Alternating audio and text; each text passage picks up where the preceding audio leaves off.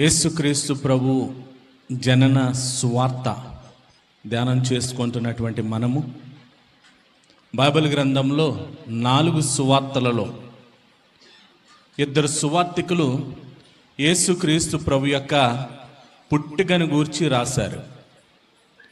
మిగిలిన ఇద్దరు కూడా యేసుక్రీస్తు పుట్టుక సందర్భాలను రాయలేదు, కానీ సిలువ సందర్భాలకి ఆయన ప్రేమకి ప్రాధాన్యత ఇచ్చారు.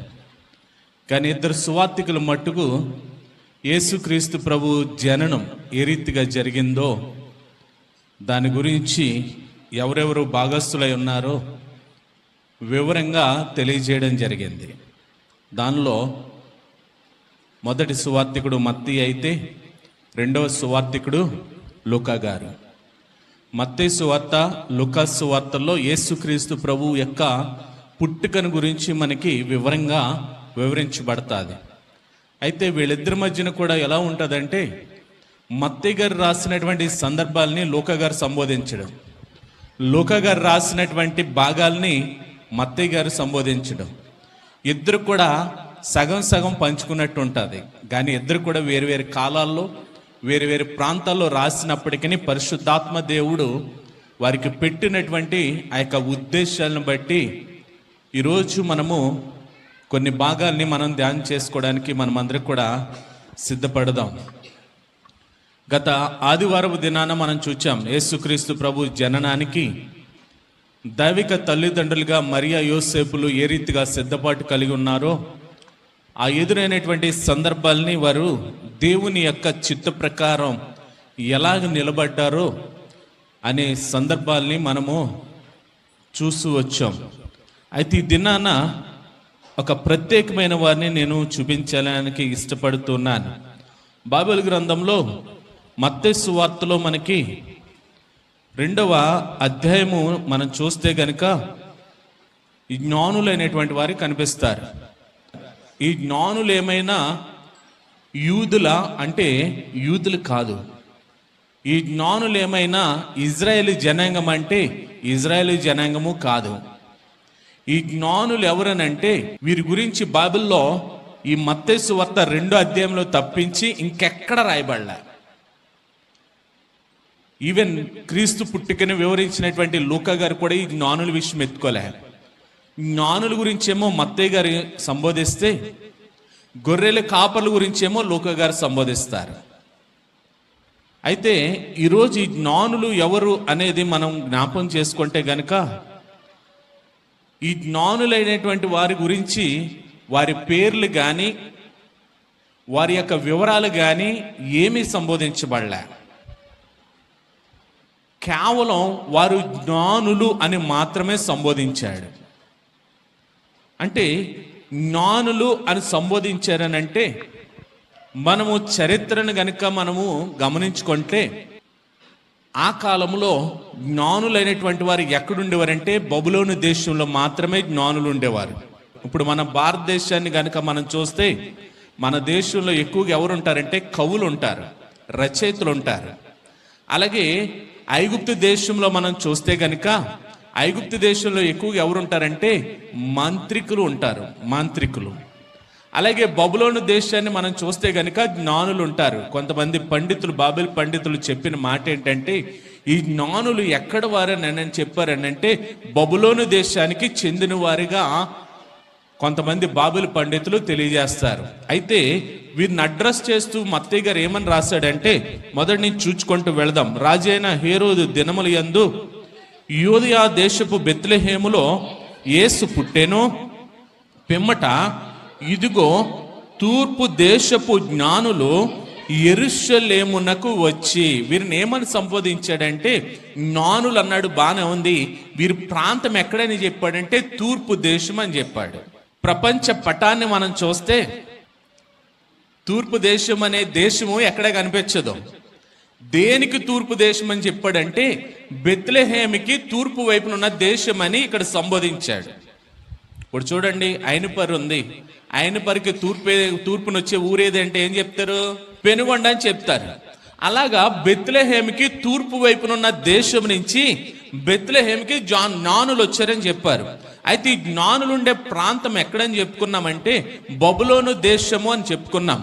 ఈ బబులోను దేశం అనేది, బబులోను ప్రాంతం అనేది ఎక్కడుందంటే బాగ్దాద్, అంటే ఇరాక్ రాజధాని బాగ్దాద్. బాగ్దాద్కి 85 కిలోమీటర్ల దూరంలో ఈ బబులోన్ అనే ప్రాంతం ఉంది. నేను గతంలో కూడా మీకు చెప్పాను, తూర్పు దేశం అంటే మనము ప్రపంచ పటాన్ని చూస్తే బెత్లెహేముకి తూర్పునున్న దేశాల్లో ఏం కనపడుతుందంటే ఇరాన్, ఇరాక్ దేశాలు మనకు కనిపిస్తాయి. ఈ బబులోన్ అనే ప్రాంతం కూడా ఎక్కడుందంటే ఇరాక్ దేశంలో ఉంది. ఈ రోజున మనం గమనిస్తే ఆ ఇరాక్ దేశాన్ని పాలిస్తున్న వారు ఎవరంటే ముస్లిమ్స్ పాలిస్తున్నారు. అయితే వీరు యూదులు కాదు, వీరు ఇజ్రాయేలీలు కాదు, మరి ఎవరండి అని అంటే అన్య జాతికి చెందినవారు. అయితే ఇక్కడ వీళ్ళు ఏం చేశారంటే యేసుక్రీస్తు ప్రభు పుట్టాడని తెలిసి తూర్పు దేశము నుండి బెత్లెహేముకి వచ్చారంటే. తూర్పు దేశంలో వీరికి ఉన్నటువంటి సూచనలు ఏంటి, వీరు ఏ విధంగా యేసుక్రీస్తు ప్రభు పుట్టికని తెలుసుకున్నారు, తెలుసుకుని ఎలా సిద్ధపడొచ్చారు, ఏం తీసుకొచ్చారు అనేది ఈరోజు మనం చూస్తున్నటువంటి భాగం అని నేను ఈ సందర్భంగా మీకు తెలియజేస్తూ ఉన్నాను. చూద్దాం, జ్ఞానుల గురించి మనం చూస్తే కనుక వారి చరిత్రను ఒకసారి గమనిద్దాం. ఒకసారి మనము కొంచెం జ్ఞానయుక్తంగా ఆలోచన చేస్తే బాగ్దాద్కి సుమారుగా 85 కిలోమీటర్ల దూరంలో ఉన్నది బబులోను దేశము, అనగా తూర్పు దేశము. జ్ఞానులు వచ్చారని చెప్పాను. ఒకసారి ఆలోచించండి, వీరు తూర్పు దేశంలో ప్రయాణమయ్యారు. ఎలా ప్రయాణమయ్యారంటే లోక రక్షకుడు పుట్టాడని, రాజులకు రాజు పుట్టాడని వీళ్ళు ప్రయాణమై వస్తున్నారు. వీళ్ళ ప్రయాణము ఇంచుమించు నేను గతంలో కూడా చెప్పాను, దాని గురించి నేను పరిశీలన చేస్తున్నప్పుడు, ధ్యానిస్తున్నప్పుడు 15,000 మైళ్ళ దూరం అని ఆ యొక్క దూరాన్ని గూగుల్లో సెర్చ్ చేస్తే చెప్తున్నది. 15,000 మైళ్ళ దూరము. వీళ్ళు ఏమైనా ఫ్లైట్లో వచ్చారా, వీళ్ళు ఏమైనా బస్సులో వచ్చారా, వీళ్ళు ఏమైనా ఇతర ప్రయాణ వాహనాలను ఏమైనా వాడుకుని వచ్చారని అంటే వీరు ఎలా వచ్చారని మనకు కనపడుతుంది అంటే ఒంటల్లో వచ్చారు. వీళ్ళు ఒంటల్లో వచ్చారు. గమనించండి, ఒంటల్లో ప్రయాణం అయ్యారు. తూర్పు దేశము బబులోన్ దేశంలో ఒంటలతో ప్రయాణం అయ్యారు. వాళ్ళ ప్రయాణం ఎంతకాలం కొనసాగైందో తెలుసా? వాళ్ళ ప్రయాణము ఇంచుమించు 2 సంవత్సరాలు ప్రయాణం చేశారంటాడు. దేవునికి స్తోత్రం. అంటే బబులోను దేశం నుంచి బెత్లెహేముకి రావడానికి జ్ఞానులకు పట్టిన సమయం ఎంతంటే ఇంచుమించు 2 సంవత్సరాలు. ఎలా చెప్పగలరండి అని అంటే, ఈ జ్ఞానులు హేరోదు దగ్గరకు వచ్చిన తర్వాత హేరోదుని అడుగుతారు, ఏరి యూదుల రాజుగా పుట్టినవాడు ఎక్కడున్నాడని అడిగితే హేరోదు రాజులో కలవరం పెరిగి అక్కడ ఉన్నటువంటి వారి దగ్గర ఉన్నటువంటి శాస్త్రులందరినీ పిలిచి, వీళ్ళేంటి యూదుల రాజుని అడుగుతున్నారు, నేనే కాదు యూదుల రాజుని అంటే వారి గ్రంథాలు విప్పారు. గ్రంథాలు విప్పి చూసి అవును బెత్లెహేములో ఒక రాజు పుట్టబోతున్నాడని అన్న తర్వాత హేరోదు అంటాడు, మీరు చూసి రండి, నేను కూడా వెళ్ళి చూసొస్తాను అన్నాడు. మొత్తం మీద అక్కడి నుంచి ప్రయాణం అయ్యారు, వెళ్ళారు. వీళ్ళు ఎక్కడికి వచ్చారంటే పశువుల పాకలోకి వచ్చారా. వారు ఆ నక్షత్రమును చూచి అత్యానంద భరితులై ఎక్కడికి వచ్చారు? ఇంటిలోనికి వచ్చారు. దేవునికి స్తోత్రం. పశువుల పాకలోకి రాలా, ఇంటిలోనికి వచ్చారు. ఎందుకు వచ్చారని అంటే ఇంటిలోకి వచ్చిన తర్వాత దేవుని దూత వారికి కనపడి వారు వచ్చిన మార్గం గుండా కాకుండా వేరే మార్గం గుండా వెళ్ళండి అని ఆ దూత వారికి తెలియజేసిన తర్వాత వీరు హేరోదు రాజు దగ్గరికి కాకుండా మరొక మార్గంలో వీరు వెళ్ళిపోయారు. వీరు వెళ్ళిపోయిన తర్వాత హేరోదు రాజు తెలిసింది ఈ జ్ఞానులైనటువంటి వారు దేశం విడిచి బెత్లెహేము విడిచి వెళ్ళిపోయారని తెలిసిన తర్వాత ఆ రాజులు కలవరపడి ఏం చేస్తాడంటే వారు వచ్చినటువంటి సమయాన్ని చూచి ఇంచుమించు 2 సంవత్సరాల లోపు పిల్లలందరినీ కూడా చంపేయాలని ఆజ్ఞ ఇస్తాడు. అంటే వాళ్ళు వచ్చినప్పటికి ఎన్ని సంవత్సరాలు పట్టిందంటే 2 సంవత్సరాలు పట్టింది. అందుకనే హేరోదు రాజు ఏం చేశాడంటే అక్కడ ఉన్న తన సైన్యాధికారులకి ఏం ఆజ్ఞ చేశాడంటే జ్ఞానులు వచ్చినటువంటి సమయాన్ని ఇంచుమించుగా ఎంతకాలం పట్టిందో గమనించుకొని 2 సంవత్సరాల్లో పిల్లలందరినీ చంపేయండి అని ఆజ్ఞ ఇచ్చాడు. అంటే ఈ 2 సంవత్సరాలకే పశువుల పాకలో లేడాయన, ఒక ఇంటిలో ఉన్నాడు ఆయన. దేవునికి స్తోత్రం. చూడండి, ఈ 2 సంవత్సరాల ప్రయాణం ఎలా సాగింది.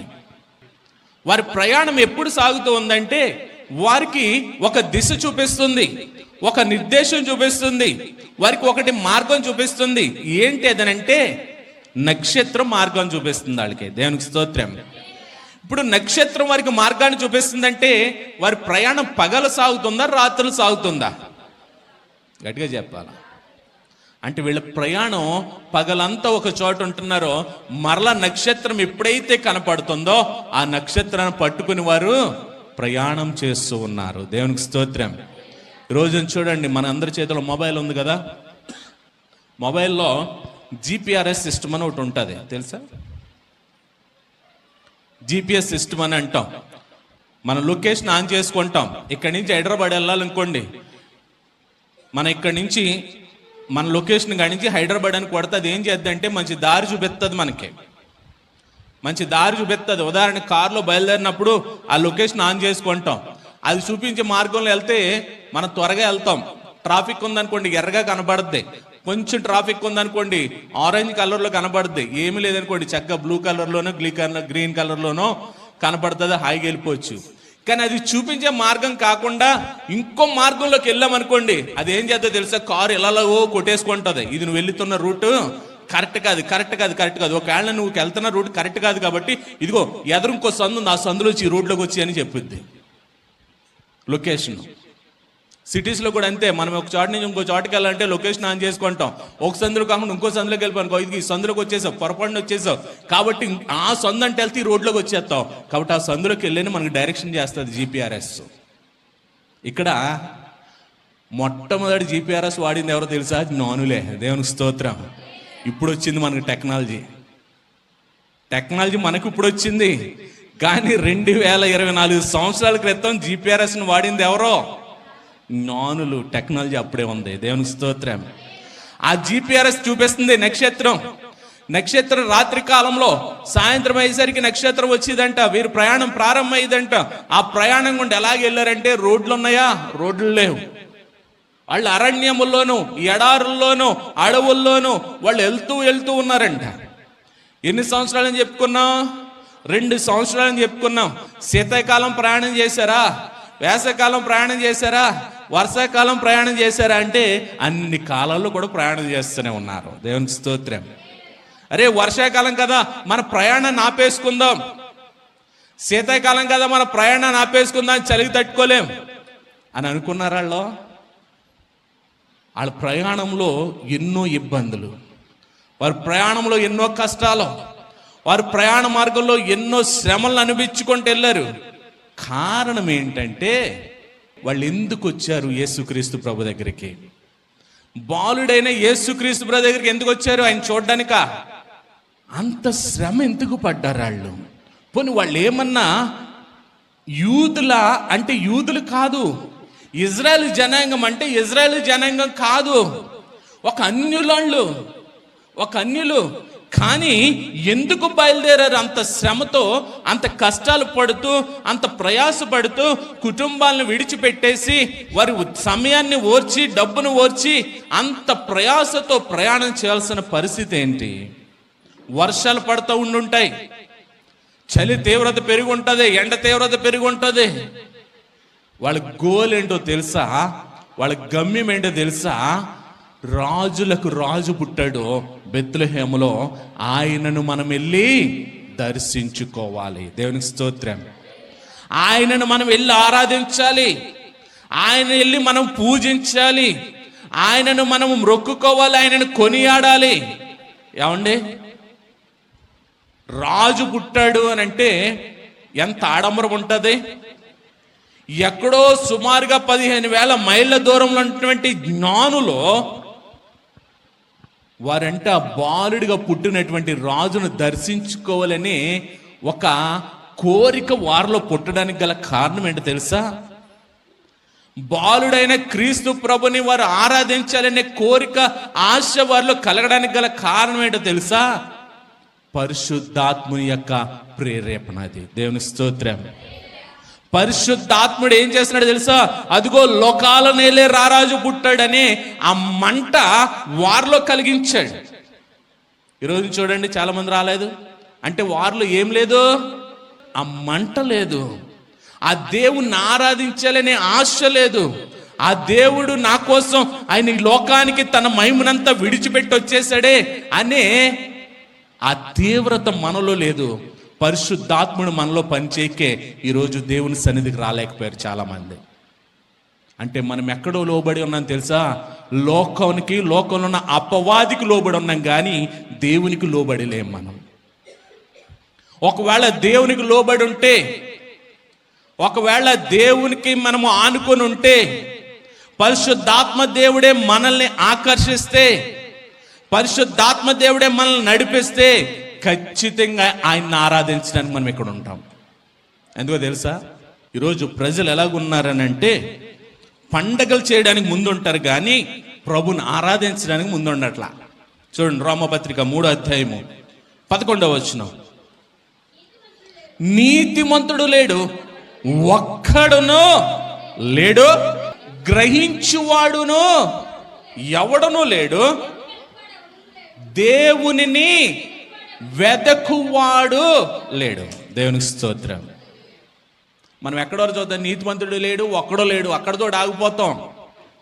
కానీ అక్కడ అన్నాడు చూడండి, గ్రహించువాడు లేడు. గ్రహించేవాడు కూడా ఒక్కడో లేడంట. పండగ అంటే ఏంటి?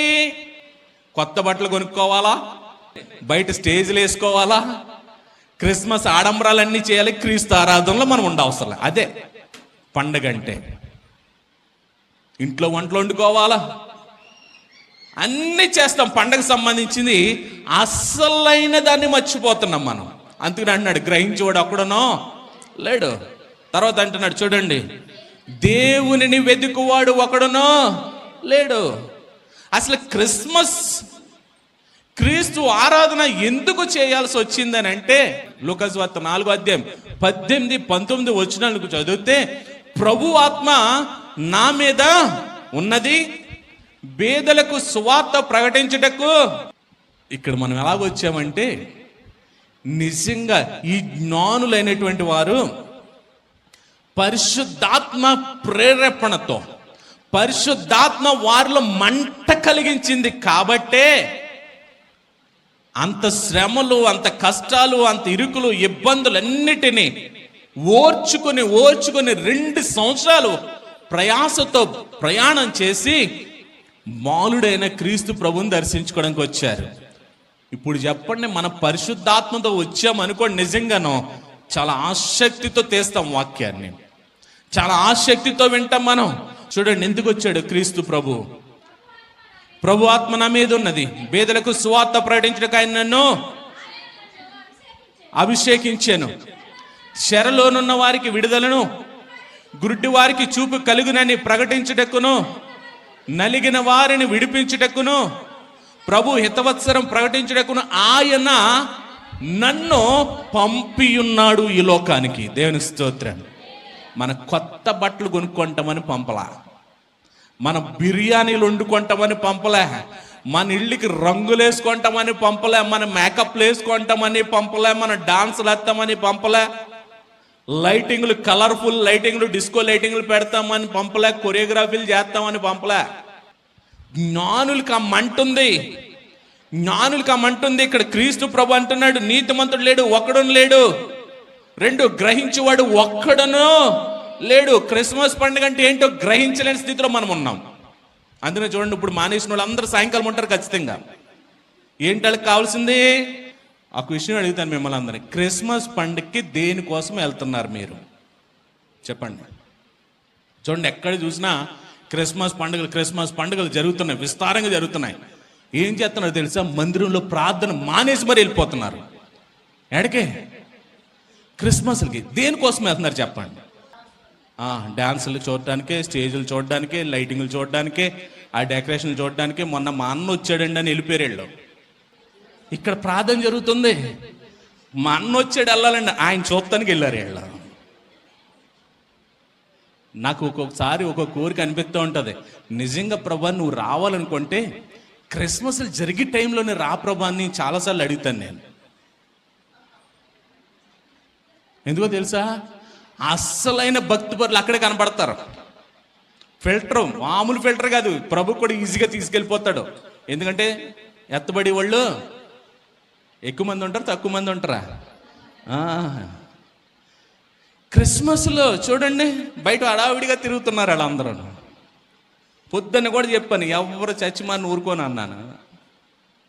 ఆ ఏర్పాట్లు ఉన్నారు దేనికి? సాయంత్రం లైటింగ్లు కనపడాలా? గ్రహించేవాడు ఒక్కడో లేడు. క్రిస్మస్ యొక్క సారాంశం ఏంటో తెలియడానికి గ్రహించలేని స్థితిలో ఉన్నారు. 2 అంటున్నాడు, 3వ మాట చూడండి ఏమన్నాడు? దేవునిని వెతుకువాడు లేడు. యేసుక్రీస్తు ప్రభువుని వెతుకువారు ఒక్కరునూ లేరు. ఏం వెతుకుతారు? ఎక్కడ కొన్నావు, ఎంత కొన్నావు, ఎప్పుడు కొన్నావు? ఆయన వెతుకువారు ఒక్కరు లేరంట. ఆయన మనల్ని ఆకర్షిస్తున్నాడండి. ఆయన మనల్ని వెతుక్కుంటున్నాడండి. మనం వెతకపోయినా ఆయన మనల్ని వెతుక్కుంటున్నాడు. చూడండి మొదటి యోహాను పత్రిక 4వ అధ్యాయం 19వ వచనం. ఆయనే మొదట మనలను ప్రేమించెను గనుక మనం ప్రేమిస్తున్నాం. తప్పక ప్రేమిస్తున్నాం అంతే. ఇప్పుడు చెప్పండి, మొదట ఎవరు ఎత్తుక్కుని మనల్ని ప్రేమించారు? యేసయ్య నన్ను మొదట ప్రేమించాడు. యేసయ్య ప్రేమించాడు కాబట్టి మనం అందరం ఎక్కడ ఉన్నాం. హల్లెలూయా. యేసయ్య ప్రేమించాడు కాబట్టి మనం అందరం ఎక్కడ ఉన్నాం. ఆయన ప్రేమించాడు కాబట్టి తప్పక మనం ప్రేమిస్తున్న వాళ్ళు అందరూ ఎక్కడ ఉన్నాం. మేము అప్పుడే నేను ప్రేమించే స్థితిలో లేమన్న వాళ్ళందరూ బయట తిరుగుతున్నారు. ఆయనే మొదట మనల్ని వెతుక్కున్నాడు, ఆయనే మొదట మనల్ని ప్రేమించాడు కాబట్టి మనం వచ్చి ఇక్కడ కూర్చున్నాం. ఇదంతా ఎవరో తెలుసా? పరిశుద్ధాత్మ దేవుడు మనల్ని నడిపిస్తున్నాడు ఇక్కడ. ఆమేన్, ఆమేన్. ఆ పరిశుద్ధాత్మ దేవుడే మనల్ని తీసుకొచ్చాడు, కూర్చోబెడుతున్నాడు. మనం ఏం చేస్తున్నా తెలుసా? ఇక్కడికి వచ్చినా సరే నిద్ర వాళ్ళు నిద్ర అవుతున్నారు, కునుబాట్లు పడేవాళ్ళు కునుబాట్లు పడుతున్నారు, బయట ఏం జరుగుతుందని ఆలోచించేవాళ్ళు బయట ఆలోచిస్తున్నారు. ఈ జ్ఞానుల్లో పరిశుద్ధాత్మ దేవుడు ఆ మంటను కలిగించాడు. ఆ మంట ఏం చేస్తుందంటే వీళ్ళ శ్రమను గుర్తించట్లేదు, వీళ్ళ ప్రయాసను గుర్తించట్లేదు, వీరు ఎంతకాలం ప్రయాణించారో కూడా మర్చిపోయారు. 2 సంవత్సరాలు సుదీర్ఘ ప్రయాణం తర్వాత ఇంటిలో ఉన్నటువంటి క్రీస్తు ప్రభు దగ్గరకు వచ్చారంట వాళ్ళు. దేవునికి స్తోత్రం. హల్లెలూయా, హల్లెలూయా. చూడండి వచ్చిన తర్వాత ఏమైందో 2వ అధ్యాయంలోకి వద్దాం. మరలా మత్తయి సువార్త. వారు ఆ నక్షత్రమును చూచి హేరోదు రాజు దగ్గరికి వచ్చారు. తూర్పు దేశం నుండి జ్ఞానులు వచ్చారు. వచ్చిన తర్వాత వీళ్ళు అంటున్నారు కదా, యూదుల రాజుగా పుట్టినవాడు ఎక్కడున్నాడు? మేము ఆయనను పూజింపవచ్చితమని చెప్పిరి. దేవునికి స్తోత్రం. ఇంగ్లీష్ బైబిల్లోకి వెళ్తే వర్షిప్డ్ హిమ్ అంటాడు. అక్కడ ఆయనను పూజించడనే మాటకి వర్షిప్డ్ హిమ్ అంటే ఆయన ఆరాధించడానికి వచ్చామని చెప్తున్నారు. ఎవరెవరితో చెప్తున్నారంటే జ్ఞానులో హేరోదు రాజుతో చెప్తున్నారు. హేరోదు రాజు సింహాసనం మీద ఉన్నాడు. హేరోదు రాజు సింహాసనం మీద ఉంటే వీళ్ళు వెతుక్కుంటూ యూదుల రాజు ఎక్కడుంటాడని అంటే ఎక్కడుంటాడు? రాజనగర్లోనే ఉంటాడు. సుమారుగా 2 సంవత్సరాలు ప్రయాణం చేశారే. GPS నక్షత్రం వారికి చూపిస్తూ వచ్చిందే. వచ్చిన తర్వాత వీళ్ళు ఏమనుకున్నా తెలుసా? వచ్చేసాం కదా, ఇంకా మనకి దాంతో పని లేదు అనుకున్నారు వీళ్ళు. 2 సంవత్సరాలు తోడుగా నడిపించిందే, 2 సంవత్సరాలు మార్గం చూపించిందే. మార్గం చూపించిన తర్వాత అక్కడికి వచ్చేసిన తర్వాత బెత్లెహేం వచ్చిన తర్వాత వీళ్ళు దాంతో మనకు పని లేదనుకున్నారు. దాంతో మాకు పని లేదనుకున్నారు. మనము కూడా ప్రార్థన చేస్తాం, దేవుడు తీర్చిన తర్వాత దేవుడితో మాకు పని లేదు, దేవుడితో మాకు పని లేదు. వీళ్ళు అలాగనుకుని రాజు అంటే ఎక్కడుంటాడు? రాజనగర్లోనే ఉంటాడు. కాబట్టి ఎక్కడికి వెళ్ళాలి? రాజనగర్కి వెళ్ళిపోదాం అనుకున్నారు. నక్షత్ర మార్గాన్ని వదిలేశారు. మా నక్షత్రం అక్కడ ఆగిపోయి అంట ఎదురు చూస్తుందంటే వీళ్ళు రావడం కోసం. మొత్తం మీద లోపలికి వెళ్ళారు. హేరోదు దగ్గర ముందుకెళ్ళారు. యూదుల రాజుగా పుట్టినవాడు ఎక్కడున్నాడు? మేము ఆయన పూజింపవచ్చితమని వారికి చెప్పినప్పుడంట చూడండి అక్కడ హేరోదు రాజు ఆ సంగతి వినినప్పుడు అతడును అతనితో కూడా ఉన్న వారందరూ కలవరపడిరి. యెరూషలేము ప్రజలందరూ కూడా కలవరపడ్డారంట. ఇదేంటి, ఆల్రెడీ మనకి రాజు ఉన్నాడు కదా, ఇంకా ఎక్కడి నుంచి రాజు పుట్టాడు? ఇంకో కొత్త రాజు పుట్టాలంటే ఎక్కడ పుట్టాలి? హేరోదు రాజు ఇంట్లోనే పుట్టాలి. ఎందుకు కలవరపడ్డాడంటే హేరోదు రాజు గురించి కూడా 2 మాటలు చెప్పి నేను ముందుకెళ్తాను. హేరోదు రాజు యూదుడు కాదు. హేరోదు రాజు ఇజ్రాయెల్ జనాంగానికి సంబంధించినోడు కాదు. హేరోదు రాజు ఎవడంటే ఏదోము వంశానికి చెందినవాడు. ఏదోము వంశానికి మూల పురుషుడు ఎవరో? ఏషావు అంటే ఎవరని చెప్పాను? జ్యేష్ఠత్వాన్ని అమ్మేసుకున్నటువంటి అన్న, దేవుని చేత తృణీకరింపబడిన వాడు. హెబ్రీ పత్రికలో కూడా చెప్పాను మీకు, ఏషావు తన జ్యేష్ఠత్వాన్ని అమ్ముకొని, చిక్కుడుకాయ కూర కోసం అమ్ముకొని భ్రష్టుడైపోయాడు అని ఉంటుంది హెబ్రీ పత్రికలో. అంటే భ్రష్టుడైపోయినటువంటి వంశం నుంచి వచ్చినాడు ఈ హేరోదు రాజు. భ్రష్టుడు అయినటువంటి వంశం నుంచి వచ్చినాడు ఈ హేరోదు రాజు. ఈ హేరోదు రాజు యొక్క క్యారెక్టర్ ఏంటంటే హిట్లర్ని మించినాడంట. ఎందుకంటే సొంత భార్యని చంపేశాడు. ఈ పదవి కోసం, ఈ సీటు కోసం, ఈ యొక్క దాన్ని ఏమంటారు, సింహాసనం కోసం నాకు తిండి లేదని పెట్టి చంపేద్దామో అని అనుమానంతో చంపేశాడు. మాంగారని చంపేశాడు. 3 కొడుకులను చంపేశాడు. ఎందుకని? పదవీ కాంక్షతో. దేవునికి స్తోత్రం. అంత ఘోరమైనటువంటి, అంతేకాదు యూదుల రాజుగా పుట్టాడు అనగానే ఇతనులో కలవరం పెరిగి జ్ఞానులు ఎప్పుడైతే వారు వేరొక మార్గం ఉండి వెళ్ళిపోయారో 2 సంవత్సరాల పిల్లలందరినీ చంపేయండి అని ఆజ్ఞించాడు. ఇప్పుడు ప్రేమ ఉందంటారా ఆయనలో? ప్రేమ ఉందంటారా? చాలా క్రూరుడైనటువంటి వాడు. యెరూషలేము దేవాలయాన్ని కట్టాడు, అటువంటి మంచి పనులు చేశాడు. కానీ ఎటువంటి వాడంటే పదవీ కాంక్ష కలిగినటువంటి వాడు. అటువంటి వాళ్ళు కలవరం ప్రారంభమైందంట. చూడండి ఏం చేశాడో. కాబట్టి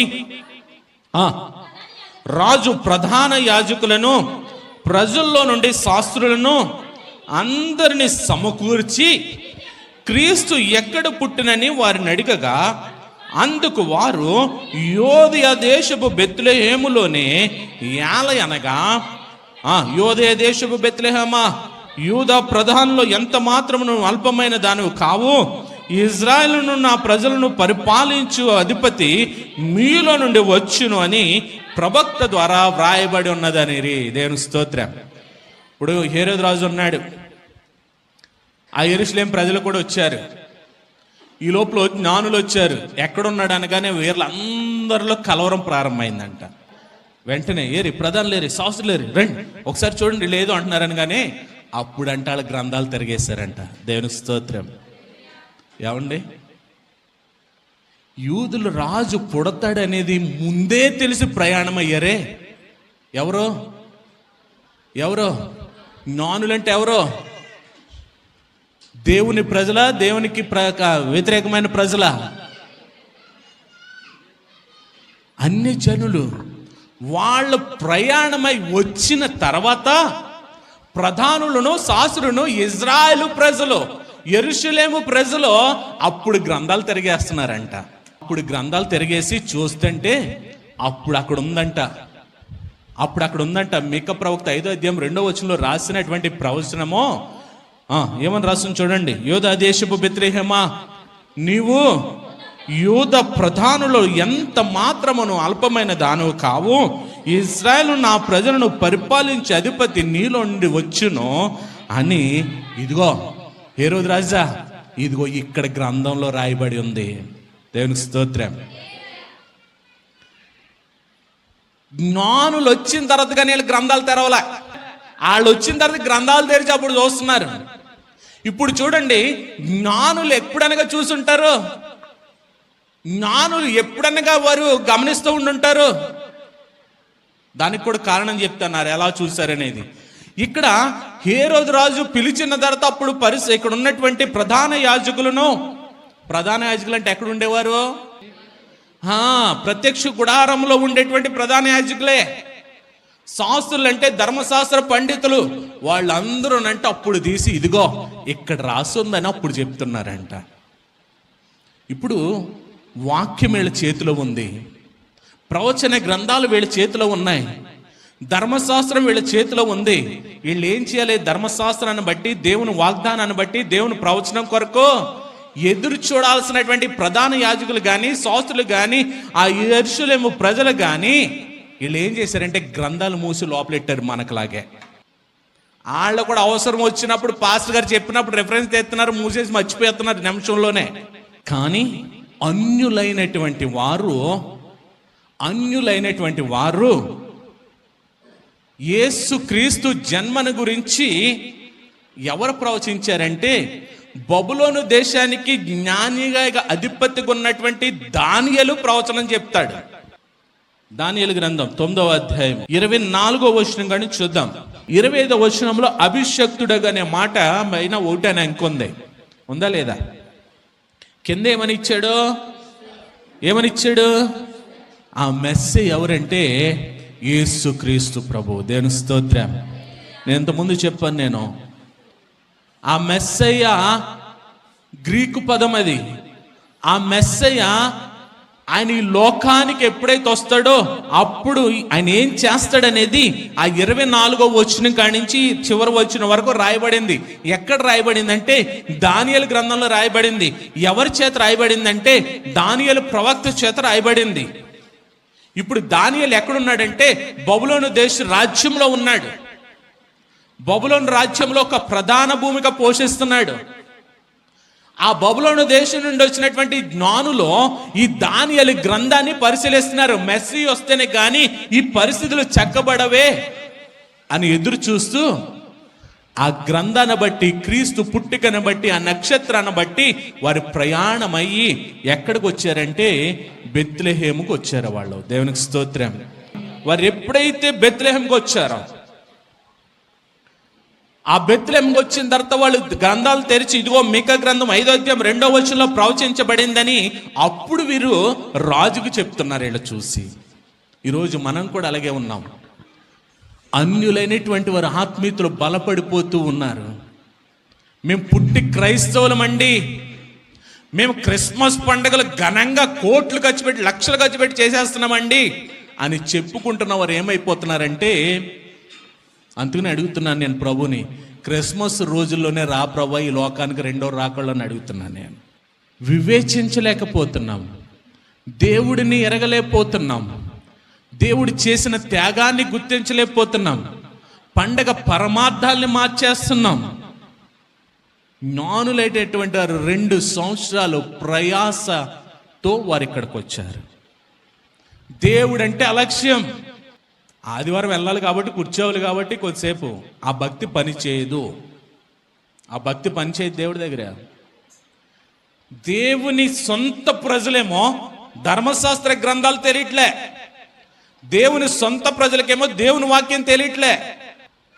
దేవుని నిరిగని అన్య జనాంగమో బైబిల్ పండితులు అయిపోతున్నారు. వాళ్ళు దేవుని ఎరగని జనాంగం చేసే భక్తి. మన తణుకులో మా సిస్టర్ వెళ్ళే చర్చ్ వాళ్ళు అంట, అందులో ఒక ఫ్యామిలీ, ఒక కుటుంబము, వాళ్ళు ఏదో చిన్న వ్యాపారం చేసుకుంటారు. మేము మా ఫ్యామిలీ క్రిస్మస్ పెడతామండి అన్నాడంట ఆయన. పాస్టర్ గారిని సరే పెట్టుకోయితే అన్నాడు. వాళ్ళు ఏదో సింపుల్గా పెడతారేమో అనుకున్నాడంట ఆయన. ఒక ఫంక్షన్ హాల్ బుక్ చేసి 1,00,000 రూపాయలతో ఇంచుమించు భోజనాలకి 2 లక్షలు ఖర్చు పెట్టాడంట ఆయన. అంటే భోజనాలను ఫంక్షన్ హాల్లో చెప్తున్నారని అనుకుంటున్నారా? ఆయన అన్నాడంట సాక్ష్యం చెప్తూ, నా కోసం అంత ప్రాణం త్యాగం చేసిన ప్రభుకి నేను ఆ మాత్రం త్యాగం చేయలేనా? అందరికీ వాళ్ళ బంధువులందరినీ పిలుచుకున్నాడంట, ఒక కొర్నేలు ఇంట్లాగా. వాళ్ళ బంధువులు అందరినీ, దేవుడిని ఎరగని వారందరినీ పిలుచుకున్నాడంట. సుమారుగా 2,000 మందిని పిలుచుకుని వారందరికీ సువార్తను ప్రకటించాడంట ఆ క్రిస్మస్లో. మన క్రిస్మస్ రెండమ్మ అంటేనే మనకే నీ పని నువ్వు చూసుకోవా, మాతోటి ఎందుకయ్యా అంటున్నారు ఇక్కడ. అలాగుంది ఈ రోజున మన భక్తి. దేవుని ప్రజలకి ధర్మశాస్త్రం తెలియలే, దేవుని ప్రజలకి ప్రవచన గ్రంథం తెలియలే. అప్పుడు తెరిచి చూస్తున్నారు, ఇదిగో ఇక్కడ ఉంది మీకా గ్రంథం 5వ అధ్యాయం 2వ వచనంలో ప్రవచించబడింది, అదేనేమో ఇప్పుడు జరుగుతున్నది అని అన్నారంట. తర్వాత చూడండి ఏమైందో త్వరగా. అంతటా హేరోదు ఆ జ్ఞానులను రహస్యంగా పిలిపించి ఆ నక్షత్రం కనపడిన కాలము వారి చేత పరిష్కారంగా తెలుసుకొని, మీరు వెళ్ళి ఆ శిశువు విషయమై జాగ్రత్తగా విచారించి తెలుసుకొనగానే నేనును వచ్చి ఆయనను పూజించినట్లు నాకు వర్తమానము తెండని చెప్పి వారిని బెత్లెహేమునకు పంపాను. వాస్తవం అంటారా ఇది? ఆ ప్లేస్ ఏదో చెప్తే నేను కూడా వచ్చి ఆరాధిస్తాను అంటున్నాడు. వాస్తవం అంటారా? ఆ యొక్క పదవి కాంక్షతో చంపడానికి ప్రయత్నం చేస్తున్నాడు అక్కడ. చూడండి, ఇంకొంచెం ఆలోచన చేస్తే, ఒకవేళ జ్ఞానులే యేసేని వెళ్ళి ఇదిగో పలానా ప్రాంతంలో ఉన్నాడని హేరోదు రాజు దగ్గరకు వచ్చి చెప్పారనుకోండి, యేసే బతుకుతాడంటారా? ఒకటి. రెండు, చెప్పినటువంటి జ్ఞానులు బ్రతుకుతారంటారా? ఎందుకో తెలుసా? ఆ సత్యాన్ని సమాధి చేయడానికి వారిని కూడా చంపేస్తాడు. ఎందుకని? వీళ్ళు వెళ్ళి బయటకు వెళ్ళి చెప్పారనుకోండి, యూదుల రాజు పుట్టాడంటే పలానా చోట అంటే హేరోదు రాజు చంపేశాడంటే హేరోదు రాజుకి చెడ్డ పేరు అది.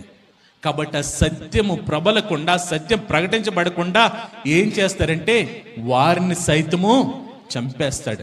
కానీ ఇక్కడ ఏమంటున్నాడంటే నటిస్తూ ఉన్నాడు. ఇక్కడ నటిస్తూ ఉన్నాడు. చూడండి తర్వాత ఏమైందో. వారు రాజు మాట విని బయలుదేరిపోచుండగా, ఇదిగో తూర్పు దేశమున వారు చూచిన నక్షత్రమా శిశువు ఉండిన చోటుకి మీదుగా వచ్చి నిలిచి వరకు వారు ముందుగా నడిచాను. చూడండి, ఆ బెత్లెహేం రాగానే వీళ్ళు ఏం విడిచిపెట్టారు? నక్షత్రాన్ని విడిచిపెట్టేశారు. నక్షత్రాన్ని విడిచిపెట్టేసి ఏం చేయారంటే వీళ్ళ సొంత జ్ఞానంతో రాజుకోటలోకి వెళ్ళిపోయారు. హేరోదు రాజుకోటలోకి వెళ్ళిపోయిన తర్వాత ఏం ఎదురైంది వీళ్ళకి? రాజు నిజంగా చంపాలంటే అప్పుడే చంపేయచ్చు, కానీ వీళ్ళని ఎందుకు విడిచిపెట్టారంటే ఆ అడ్రస్ తెలుసుకోవడం కోసం విడిచిపెట్టారు. ఒక రకంగా చెప్పాలంటే మనం అంటాం కదా, పులి నోట్లో తలెట్టొచ్చారు వీళ్ళు. ఆ విధంగా వచ్చినట్టేళ్ళో ఇప్పుడు వీళ్ళకి ఎలాగుంటుందో ఒక్కసారి చెప్పండి. అరే మన రాంగ్ అడ్రస్కి వచ్చేసాం, రాంగ్ అడ్రస్కి వచ్చామని గుండెలు దడదడలాడుంటాయా లేదా? మొత్తం మీద బయటకు వచ్చినప్పుడు కంట ఆ జిపిఆర్ఎస్ ఏంటా? జిపిఆర్ఎస్ నక్షత్రం వీరి కోసం ఎదురు చూస్తుందంట. దేవుని స్తోత్రం. హల్లెలూయా, హల్లెలూయా. ప్రియమైన తల్లిదండ్రుల్లో మనం కూడా ఏం చేస్తున్నామో తెలుసా? ఆ నక్షత్రాన్ని వెంబడించలేకపోతున్నాం ఈ రోజున. ఆ నక్షత్రాన్ని సహాయం తీసుకోలేకపోతున్నాం మనం ఈ రోజున. ఆ నక్షత్రము మనకి దారి చూపేదిగా ఉంది. ఆ నక్షత్రం ఎవరైనా చూపిస్తాను చూడండి. నా సంఖ్యాకాండం 24వ అధ్యాయము 17వ వచనం. ఆయనను చూచుచున్నాను గాని ప్రస్తుమున్నట్టు కాదు, ఆయన చూచున్నాను గాని సమీపమున్నట్లు కాదు.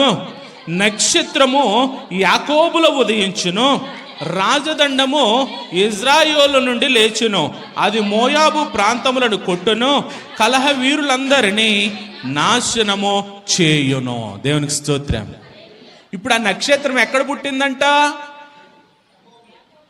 యాకోబులో పుట్టిందంట. యాకోబు అనగా ఇజ్రాయెల్ సంతతిలో పుట్టింది. ఇజ్రాయెల్ వంశంలోనూ ఇప్పుడు ఆ నక్షత్రం పుట్టింది. ఏమన్నాడు చూడండి, యాకోబులో నక్షత్రం ఉదయించును, రాజదండము ఇజ్రాయెల్లో రాజ్యాలను పాలించేటువంటి రాజు ఆ ఇజ్రాయెల్లో నుంచి వస్తాడు, యోధ గోత్రం నుంచి వస్తాడు సింహంగా ఆయన. దేవునికి స్తోత్రం.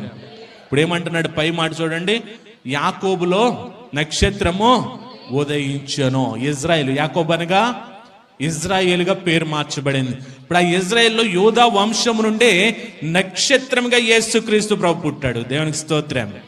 హల్లెలూయా. ఈ లోకంలో మనం చాలా స్టార్లు చూస్తాం.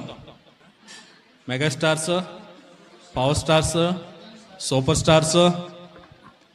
ఏమండి ఆ స్టార్లు లైటింగ్ వస్తాయంటారా? ఆ స్టార్లు ఎవరినన్నా నడిపిస్తాయంటారా వెలుగులో? ఆ స్టార్లు ఎవరికన్నా లైటింగ్ వెలుగును చూపించాయంటారా? కానీ దేవుడు మనల్ని ఏమన్నాడు తెలుసా? అంతకు మించిన సూపర్ స్టార్లు అంట మనం. దేవుని స్తోత్రం. రండి చూద్దాం. దానియేలు గ్రంథం 12వ అధ్యాయము. మనం ఏ స్టార్లమో చూడండి. దానియేలు గ్రంథం 12వ అధ్యాయము 3వ వచనం.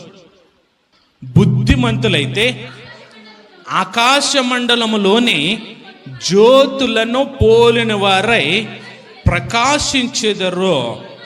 నీతి మార్గమును అనుసరించి నడుచుకున్నట్లు ఎవరు అనేకులను త్రిప్పుదురో వారు నక్షత్రము వలె నిరంతరమును ప్రకాశించెదరు. దేవుని స్తోత్రం. ఎవరి గురించి చెప్తున్నాడు అనుకుంటున్నారు? ఇక్కడ మన గురించే. ఏమన్నాడు చూడండి, బుద్ధిమంతులైతే ఆకాశ మండలములోని జ్యోతులను పోలిన వారై ప్రకాశించెదరు.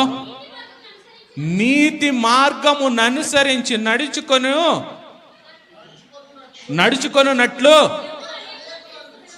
ఎవరును అనేకులను నీతి మార్గం వైపు తిప్పుదురో వారు బ్రైటింగ్ స్టార్స్ అంట. దేవునికి స్తోత్రం. సూపర్ స్టార్లు ఎక్కువ కాలం ఉండవు, మెగాస్టార్లు ఎక్కువ కాలం ఉండవు, పవర్ స్టార్లు ఎక్కువగా ఉండవు. కానీ బ్రైటింగ్ స్టార్ ఏంటో తెలుసా?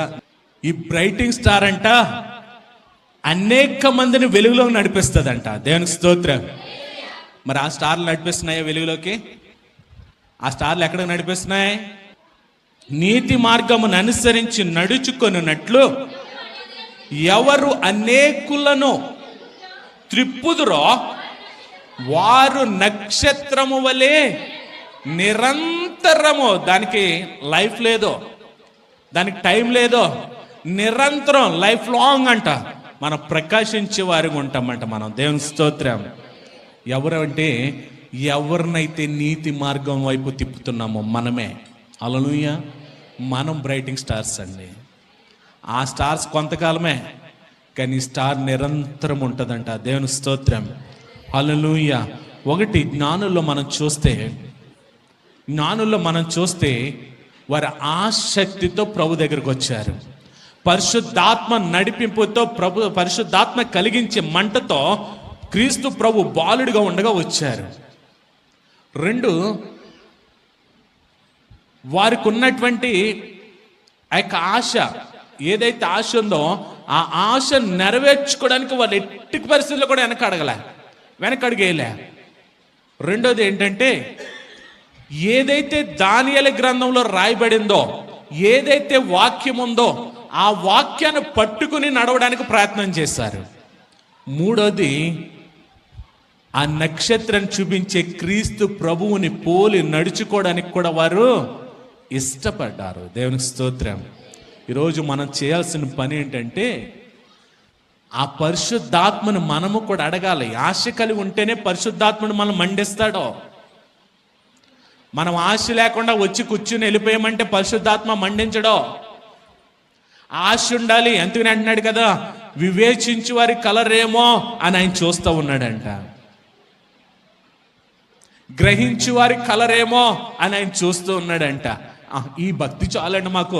ఏం భక్తి? పండగంటే స్టేజ్లు వేయాలా, పండగంటే డాన్సులు వేయాలా, పండగంటే లైట్లు పెట్టాలా, ఇదే పండగ. అది పండగ కాదు.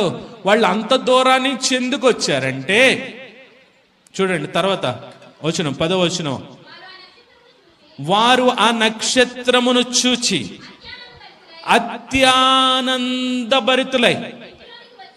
ఇంటిలోనికి వచ్చి తల్లి అయిన మరియను ఆ శిశువును చూచి సాగిలపడి ఆయన పూజించి తమ పెట్టెలు విప్పి బంగారము, సాంబ్రాణి, బాణమును కానుకలుగా ఆయనకు సమర్పించిరి. దేవునికి స్తోత్రం. ఆ నక్షత్రం రాజు దగ్గర నుంచి బయటకు రాగానే నక్షత్రం ఎదురు చూస్తుంది వీళ్ళ కోసం. 2 సంవత్సరాలు ప్రయాణం చేసిన తర్వాత వీళ్ళు ఓవర్ కాన్ఫిడెన్స్తో ఆ నక్షత్రాన్ని విడిచిపెట్టేశారు.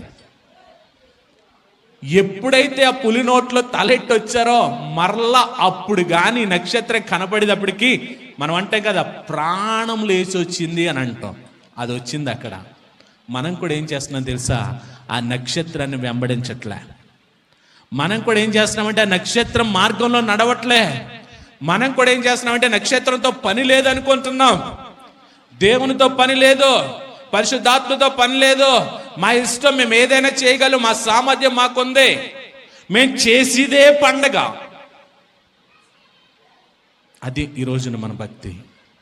కానీ వారు ఎప్పుడైతే తెలుసుకుని వచ్చారో, తెలుసుకుని రాగానేనంట ఆ నక్షత్రాన్ని చూచి అత్యానంద భరితులై ఇంటిలో ఉన్నటువంటి క్రీస్తు ప్రభుని ఆరాధించడానికి వెళ్ళారంట. దేవుని స్తోత్రం. చూడండి, ఎవరైనా మనుషులు పుట్టిన తర్వాత రాజులు అవుతారు.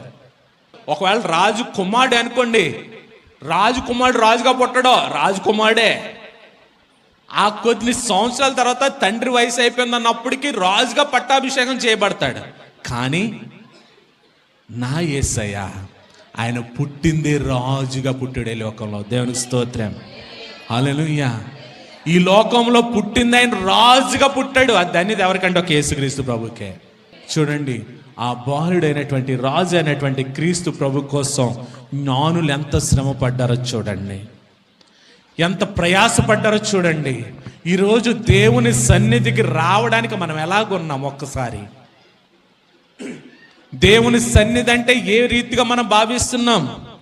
దేవుణ్ణి ఆరాధించాల్సినటువంటి మనము దేవుణ్ణి ఎలా చూస్తున్నాం? కారణం ఏంటంటే పరిశుద్ధాత్మ మీద ఆధారపడకపోవడమే కారణం. మనం ఏమనుకోండి అంటే, నాకు తెలిసిన దేవుడు, నాకు తెలుసుగా దేవుడు, మనకు తెలిసింది సున్నా. పరిశుద్ధాత్మని కనుక మనం కోరితే ఆ దేవుని యొక్క ప్రభావం ఏంటో మనకు చూపిస్తాడు, ఆ దేవుని యొక్క సామర్థ్యం ఏంటో చూపిస్తాడు. మనం ఏమనుకోండి అంటే, నాకు తెలియదండి దేవుడు. ఎక్కడ ఉంటాడు దేవుడు? మా ఇంట్లో ఫోటోలో ఉంటాడు దేవుడు. మనం భావించేది అది. కానీ వాళ్ళు నమ్మరు. పరిశుద్ధాత్మ సహాయాన్ని పొందుకున్నారు. నక్షత్రం దారి చూపించింది, వచ్చారు. బాలుడిగా ఉన్నాడే, ఈయన్ని మనం పూజించాలా అనుకోలేదు వాళ్ళు. ఇంకో మాట చెప్తాను నేను, వాళ్ళ జ్ఞానము వారిని నడిపించలే.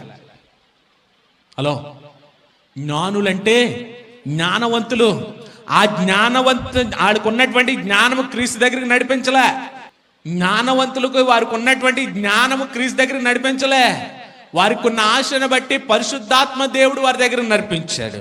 మీరెంత గొప్ప చదువులు చదివి ఉండొచ్చు, మీకెంత డబ్బు ఉండొచ్చు, ఏది కూడా మిమ్మల్ని ప్రభు దగ్గరికి నడిపించదు.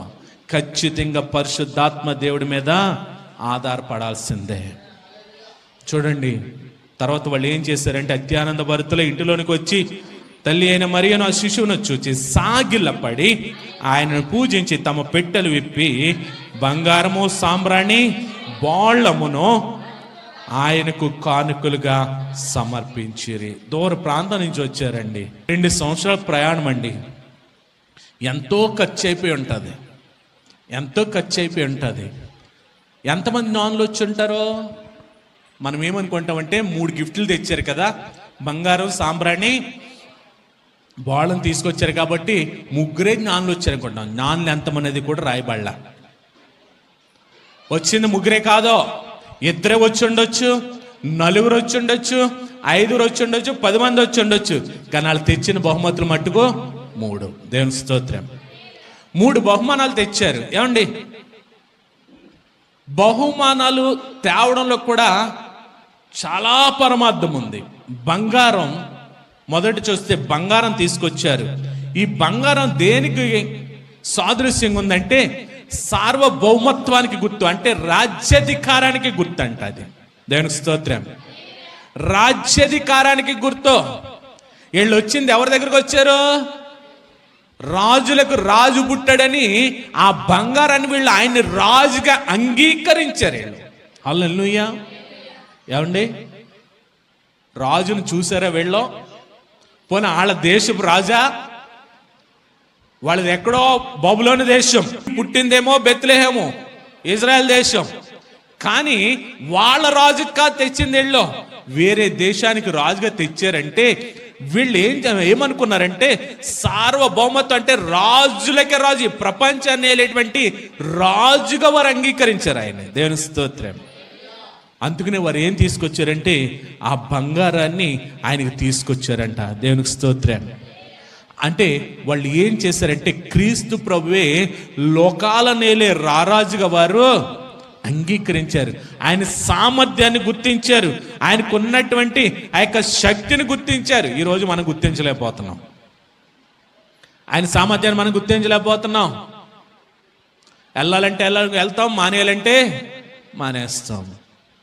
వాళ్ళు రాజుగా అంగీకరించి ఆ యొక్క బంగారాన్ని తీసుకొచ్చారు.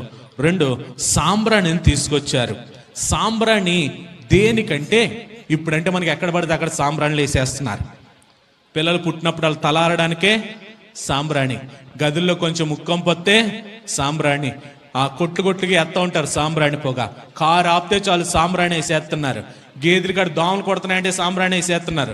సాంబ్రాణికి విలువ లేదు. కానీ పాత బంధులో రండి, సాంబ్రాణి దేనికి సాదృశ్యం చూపిస్తా. నిర్గమకాండం 30 అధ్యాయము 37వ వచనం. నీవు చేయవలసిన ఆ ధూప ద్రవ్యమును దాని మేళమును చొప్పున నీ నిమిత్తము మీరు చేసి కొనకూడదు, అది యెహోవాకు ప్రతిష్టమైనదిగా ఎంచవలెనో. ఎందుకు వాడేవారంటే, సాంబ్రాణి ఎందుకు వాడేవారంటే, ప్రత్యక్ష గుడారములో అతి పరిశుద్ధ స్థలములో ధూపం వేయడానికి మాత్రమే వాడాలి. అది ఇక్కడ ఏం కనిపిస్తుందంటే, ప్రత్యక్ష గుడారము దేవుని సన్నిధి. అది ఆ ప్రత్యక్ష గుడారములో అతి పరిశుద్ధ స్థలములో దేవునికి ధూపం వేయడానికి మాత్రమే సాంబ్రాణి వాడాల. ఈరోజు కూడా చూడండి, కేథలిక్లో ఆ ధూపం వేస్తారు, ఇలా తిప్పుతూ ఉంటారు, అది వేస్తూ ఆ ధూపాన్ని వేస్తూ ఉంటారు. కానీ మనం ఎక్కడ వేస్తున్నాం ధూపం? పిల్లలు జుట్టారడానికే, ఇంట్లో మంచి స్మెల్ రావడానికే వాళ్ళు వేస్తూ ఉంటాడు. మీరు ఎప్పుడైనా వేయించుకున్నారు లేదో? దెయ్యాలు పోతాయంట అది వేస్తే. కొట్లిగడ దెయ్యాలు పోతాయంట. అది ధూపం ఎక్కడ వేయాలంటే ప్రత్యక్ష గుడారంలో దేవుని సన్నిధిలో మాత్రమే వేయాలి. అంటే వీళ్ళు తీసుకొచ్చిన సాంబ్రాన్ని వారి దేవుడు అని అంగీకరించడానికి కారణమైంది. అది దేవునికి స్తోత్రం. అంటే వీరు క్రీస్తు ప్రభులు ఏం చూస్తున్నారంటే దైవత్వాన్ని చూస్తున్నారు. మొదట రాజుగా చూశారు, బంగారం తెచ్చారు. ఈయనలో దైవత్వాన్ని చూస్తున్నారు. దైవత్వాన్ని చూసి ఏం తీసుకొచ్చారంటే సాంబ్రాణిని తీసుకొచ్చారు. సాంబ్రాణిని తీసుకొచ్చారు. ఇంకా చూపిస్తాను చూడండి, 1 తిమోతి రాసిన పత్రిక 3వ అధ్యాయము 16వ వచనం. ఆయన శశీరుడిగా ప్రత్యక్షుడు అయ్యాను, ఆత్మ విషయమున నీతిపరుడని తీర్పు నొందెను, దేవతలకు కనబడెను, రక్షకుడని జనములలో ప్రకటించబడెను, లోకమందు నమ్మబడెను, ఆరోహణుడై తేజోమయుడు అయ్యను. దేవునికి స్తోత్రం. యేసుక్రీస్తు ప్రభుని గురించి తిమోతికి రాస్తున్నాడు పౌలు గారు. ఏమని రాస్తున్నాడంటే, ఆయన లోకానికి ఎలాగొచ్చాడంటే సశరీరుగా వచ్చాడు, ఆత్మ విషయమై నీతిపరుడిగా తీర్పు పొందాడు, తీర్పు పొందిన తర్వాత దేవదూతల తర్వాత కనపడ్డాడు, రక్షకుడిగా జనముల్లో అనేక మందికి రక్షణ ఇచ్చిన వాడిగా కనపడి ఆయన ఏమయ్యాడంటే లోకమందు నమ్మబడి ఆరోహణమైపోయి దేవుని కుడిపార్శ్వన తేజోమయుడిగా ఉన్నాడు. దేవునికి స్తోత్రం. యేసు క్రీస్తు ప్రభుని ఇక్కడ ఏం చూపించాలనుకుంటున్నాడంటే దేవుడిగా చూపించాలనుకుంటున్నాడు. ముస్లిమ్స్ కూడా యేసయ్యని నమ్ముతారు. ముస్లిమ్స్ కూడా యేసయ్యని నమ్ముతారు. ఎలా నమ్ముతారంటే దేవుడిగా నమ్మరాళ్ళు, ప్రవక్తగా నమ్ముతారు. ప్రవక్తగా నమ్ముతారు. కానీ ఇక్కడ పౌలు గారు చెప్తున్నాడు, ఆయన ఏమై ఉన్నాడంటే ఆరోహణ ఈ లోక రక్షకుడికి వచ్చి ఆయన ఆరోహణం అయిపోయి తేజోమయుడయ్యాడు. మనందరికి తెలిసిన వాక్యం కూడా చూపిస్తాను నేను. యెషయా గ్రంథం 9వ అధ్యాయం 6వ వచనం చెప్పండి.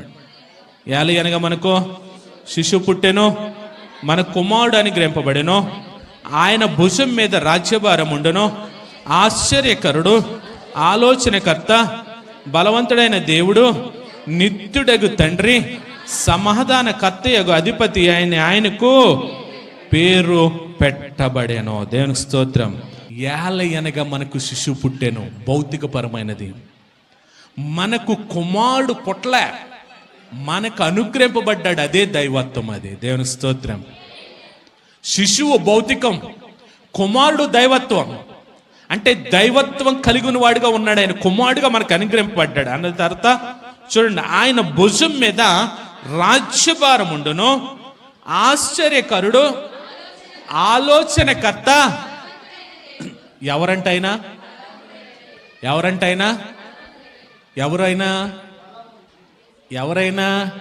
యేసు క్రీస్తు ప్రభు దేవుడిగా ఇక్కడ ప్రత్యక్షపరచబడుతున్నాడు. దేవునికి స్తోత్రం.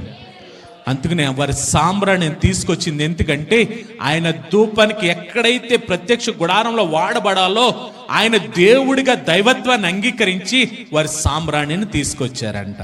దేవునికి స్తోత్రం. మూడోది ఏంటో చూడండి. మూడోది బోళం. బోళం దేని కొడతారంటే, బోళం చాలా చేదుగా ఉంటుంది. బోళం చాలా చేదుగా ఉంటుంది. ఇప్పుడు యేసుక్రీస్తు ప్రభు బాలుడుగా ఉన్నాడా, పెద్దోడు అయిపోయాడా? బాలుడిగానే ఉన్నాడుగా. 2 సంవత్సరాలు అనుకుందాం. 2 సంవత్సరాల పిల్లడికి బోళంతో పని ఏంటి? పిల్లలకి దేనికి ఉపయోగపడదు అది. కానీ ఆ బోళం ఎక్కడ కనపడుతుంది అంటే మనకి యేసుక్రీస్తు ప్రభు సిలువేసినప్పుడే చేదు చిరకనిస్తారు చూడండి, అది బోళంతో కూడిన చిరక. అది దేవునికి స్తోత్రం. అంటే రాజుగా అంగీకరించారు, దేవునిగా అంగీకరించారు, 3 లోక పాపాలని మోసుకొని పోయే దేవుని గొర్రెపిల్లగా తన ప్రాణాన్ని అర్పిస్తాడని, ఆ శిలువ మరణాన్ని పొందుతాడని, ఆ శిలువ మరణంలో ఆయనకు చేదు చిరకను నిగ్రహిస్తారని పరిశుద్ధాత్మ ద్వారా ఈ 3 బహుమతులను వారు తీసుకొచ్చారంట. దేవునికి స్తోత్రం. హల్లెలూయా. జ్ఞానులు ఊరకనే రాలే, సరి అయిన సమయంలో వచ్చారు, సరైన దగ్గరకు వచ్చారు, సరైన ప్రాంతానికి వచ్చారు, సరి అయిన స్థితిలో వచ్చారు. క్రీస్తు ప్రభుని నమ్మిన వారు కాదు వారి ముందు, దేవుని నమ్మిన వారు కాదు ముందు, వారి నక్షత్రాన్ని నమ్మరు, నమ్ముకుంటూ వచ్చారు. 2 సంవత్సరాల తర్వాత విడిచిపెట్టారు, రాజు దగ్గరికి వెళ్ళారు, హెచ్చరించబడ్డారు, మరలా వచ్చారు. మరలా వచ్చిన తర్వాత నక్షత్రం తీసుకెళ్ళి ఎక్కడ దించిందంటే క్రీస్తు ప్రభు ఉన్న ఇంటి దగ్గరే దించింది. ఇంటిలోకి వెళ్ళారంట, సాగిలి పడ్డారు, నమస్కరించారు, ఆరాధించారు, బహుమతులు అందించారు. బహుమతులు అందించిన తర్వాత ఏం జరిగిందో చూడండి. తరువాత హేరో దగ్గరికి వెళ్ళవద్దని స్వప్నమందు వారికి దేవుని చేత బోధింపబడిన వారై వారు మరి ఒక మార్గము గుండా తమ దేశమునకు తిరిగి వెళ్ళిరి. దేవునికి స్తోత్రం. అంతకుముందు దేవుడు అంటే ఎలా తెలుసా? అన్యులు.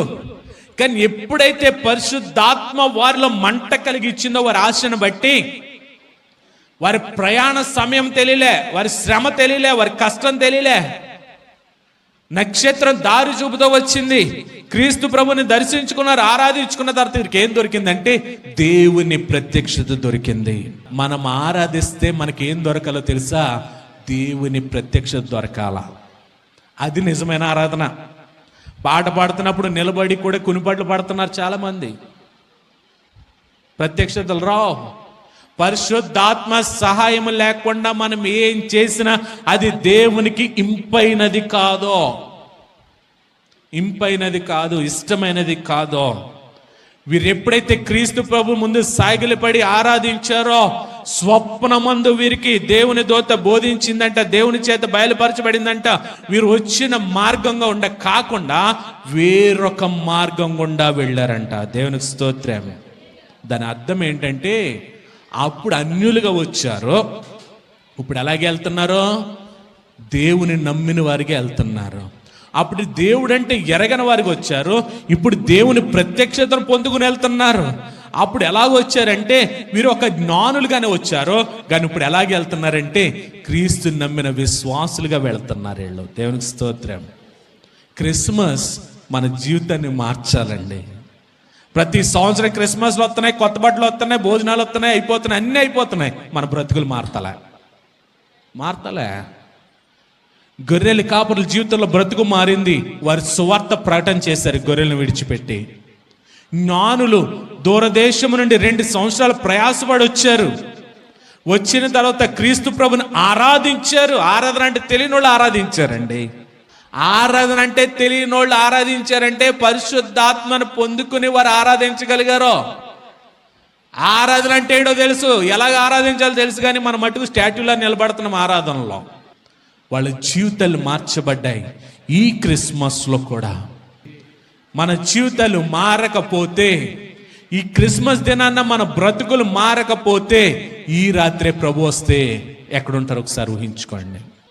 ఇది దేవునిని ఆరాధించాల్సినటువంటి క్రిస్మస్లు, అంతేగాని మనం ఫ్యాషన్ షోలు చేసే క్రిస్మస్లు కాదు.